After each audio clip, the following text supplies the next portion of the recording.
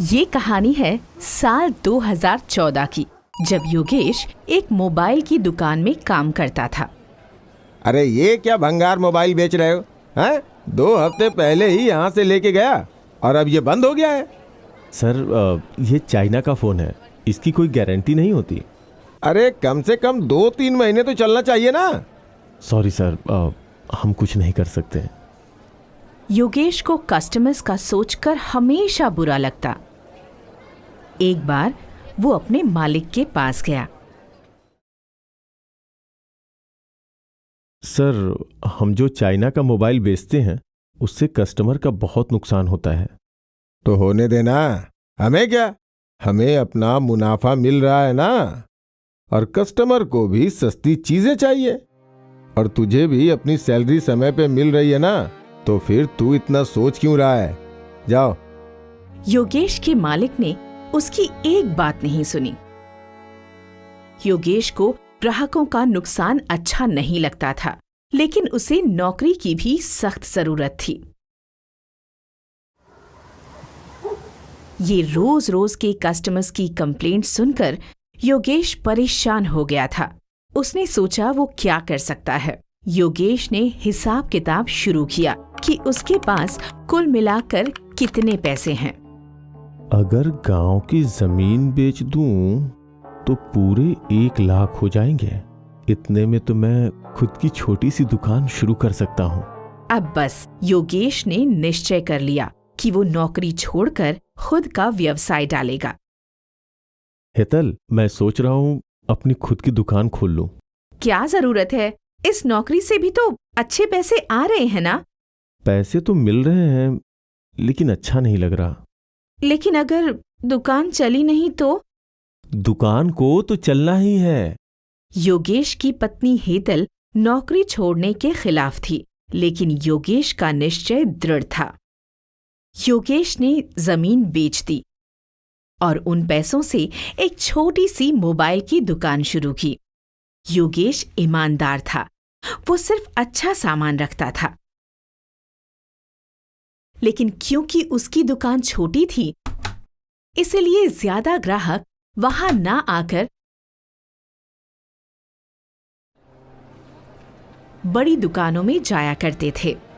कोई तो रास्ता निकालना ही पड़ेगा। उस वक्त योगेश ने दुकान के बाहर गुजरने वाले ग्राहक को देखा। ज्यादातर मर्दों के पास मोबाइल है, पर औरतों के पास इतने मोबाइल नहीं। जब मैं बड़ी दुकान में काम करता था, वहाँ भी ज्यादातर मर्द ही आते थे, तो अब मुझे औरतों को मोबाइल बेचना होगा। इस सोच के साथ योगेश घर गया। हेतल, जरा पानी देना। आप खुद ही पी लो, मेरे हाथों में मेहंदी लगी है। अब आज क्या खास है जो तुमने मेहंदी लगा ली? अरे वो पड़ोस के गुप्ता जी के देवर की शादी है, मुफ्त में मेहंदी लगा रहे थे, इसलिए मैंने भी लगा ली। हेतल की ये बात योगेश ने पकड़ ली। मतलब औरतों को मुफ्त की चीजें बहुत पसंद है। अगले दिन योगेश ने एक मेहंदी वाले को दुकान के बाहर बैठा दिया और ऊपर लिख दिया, फ्री मेहंदी।